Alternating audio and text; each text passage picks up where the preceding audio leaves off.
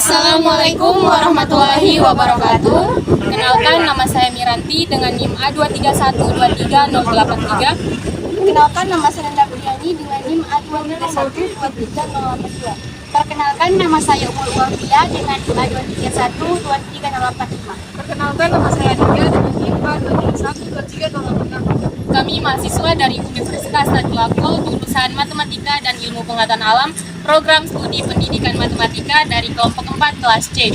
Video ini kami buat untuk memenuhi tugas dalam mata kuliah pelajaran pembelajaran dengan judul materi Teori Kognitivisme dan Penerapan dalam Pembelajaran Matematika.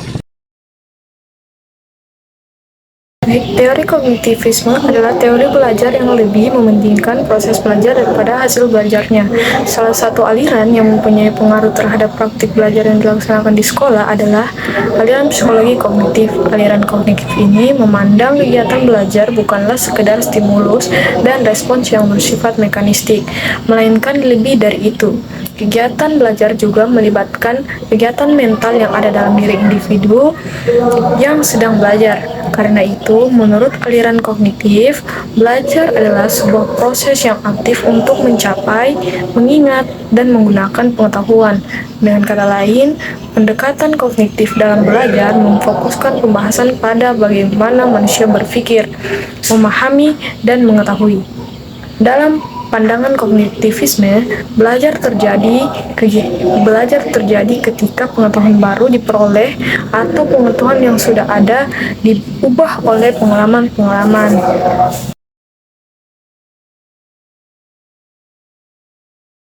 Teori kognitivisme ini mulai berkembang pada abad ke-20-an. Beberapa tokoh yang mengembangkan teori ini adalah Jean Piaget, Jerome Brenner, dan Eusebel. Menurut Jean Piaget, kecerdasan seorang anak berubah seiring dengan pertumbuhan anak. Perkembangan kognitif seorang anak tidak hanya tentang memperoleh pengetahuan, tetapi bagaimana caranya anak juga harus bisa membangun atau mengembangkan mentalnya. Teori ini lebih berfokus pada anak-anak yang membahas mulai dari anak-anak lahir hingga ia remaja, dan juga menjelaskan berbagai tahapan perkembangan anak, termasuk bahasa, moral, memori, dan pemikiran. Tahap perkembangan yang pertama adalah tahap sensorimotor, yaitu dari usia 18 sampai 24 bulan.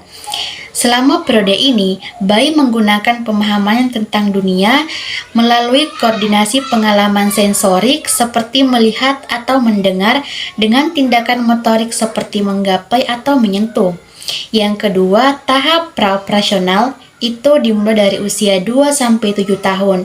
Selama periode ini, anak sudah mulai berpikir secara simbolik, namun belum mampu menggunakan operasi kognitifnya. Yang ketiga, tahap operasional konkret dimulai dari usia 7-11 tahun. Tahap ini ditandai dengan perkembangan pemikiran yang terorganisir dan rasional. Piaget mengatakan bahwa tahap konkret ini sebagai titik balik utama perkembangan kognitif seorang anak karena menandai awal pemikiran logis. Pada tahapan ini, anak sudah cukup dewasa untuk menggunakan pemikiran logis, namun hanya bisa menerapkan logika pada objek fisik. Yang keempat, tahap operasional formal itu dari usia 12 tahun ke atas. Remaja yang memasuki tahap ini akan mulai berpikir secara abstrak dengan memanipulasi ide di kepalanya tanpa ketergantungan pada manipulasi konkret. Mereka yang masuk pada tahap ini akan mulai bisa melakukan perhitungan matematis, berpikir secara kreatif, menggunakan penalaran abstrak, dan lain sebagainya. Menurut Jerome Brenner, belajar bermakna hanya dapat terjadi melalui belajar penemuan, karena pengetahuan yang diperoleh melalui belajar penemuan itu lebih bertahan lama dan mempunyai efek transfer yang lebih baik. Brenner juga mengatakan ada 3 proses yang terjadi hampir bersamaan dengan proses belajar. Yang pertama, tahap informasi, yaitu tahap awal untuk memperoleh pengetahuan atau pengalaman baru. Yang kedua, tahap transformasi, yaitu tahap untuk memahami, mencerna, dan menganalisis pengetahuan baru serta ditransformasikan ke dalam bentuk baru yang kemungkinan akan bermanfaat untuk hal-hal lain. Terus tahap yang ketiga adalah tahap evaluasi, yaitu tahap untuk mengetahui apakah hasil transformasi pada tahap kedua benar atau tidak.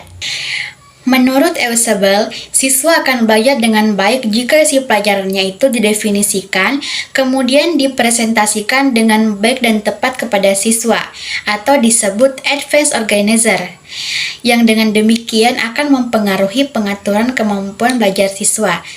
Advanced organizer ini merupakan suatu konsep atau informasi umum yang mewadahi seluruh isi pelajaran yang akan dipelajari oleh siswa. Beberapa manfaat dari advanced organizer ini adalah yang pertama, menyediakan kerangka konseptual untuk materi yang akan dipelajari, dan yang kedua, berfungsi sebagai jembatan yang menghubungkan antara apa yang sedang dipelajari dan apa yang akan dipelajari. Dan yang ketiga, dapat membantu siswa untuk memahami bahan belajar secara lebih mudah. Nah, menurut Eusebel, proses belajar itu melalui beberapa tahap-tahap. Yang pertama, memperhatikan stimulus yang diberikan. Yang kedua, memahami stimulus, menyimpan dan menggunakan sumber informasi yang sudah dipahami. Dan yang ketiga, meaningful learning. Baik, di sini saya akan menjelaskan kelebihan dan kelemahan dari teori kognitivisme. Nah, kelebihan dari teori ini adalah pengetahuan itu akan bertahan lebih lama, mudah diingat. Selain itu, belajar penemuan memiliki hasil belajar yang mempunyai efek transfer yang lebih baik dari hasil belajar lainnya. Dan di sisi lainnya, secara menyeluruh, belajar penemuan dapat meningkatkan penalaran belajar suatu topik, meningkatkan kemampuan untuk berpikir secara bebas dan sistematis. Nah, sedangkan kelemahannya teori ini adalah tidak semua peserta didik itu mampu diajak kerjasama melakukan proses berpikir sebagaimana yang diharapkan. Nah, sulitnya teori ini diterapkan pada budaya masyarakat yang berlainan antara satu daerah dengan daerah yang lain. Teori ini relatif sulit karena akan memakan waktu yang relatif lama. Itu saja penjelasan saya tentang kelebihan dan kelemahan teori kognitivisme. Penerapan teori kognitivisme dalam pembelajaran matematika menurut Jean Piaget. Dalam mendidik anak disesuaikan dengan tahap perkembangan berpikirnya. Adapun dalam proses pembelajaran harus memperhatikan tingkatan kognitif anak, model atau strategi pembelajaran yang digunakan harus bervariatif sesuai dengan tahapan usia anak dan materi pembelajaran yang sesuai dengan tingkatannya.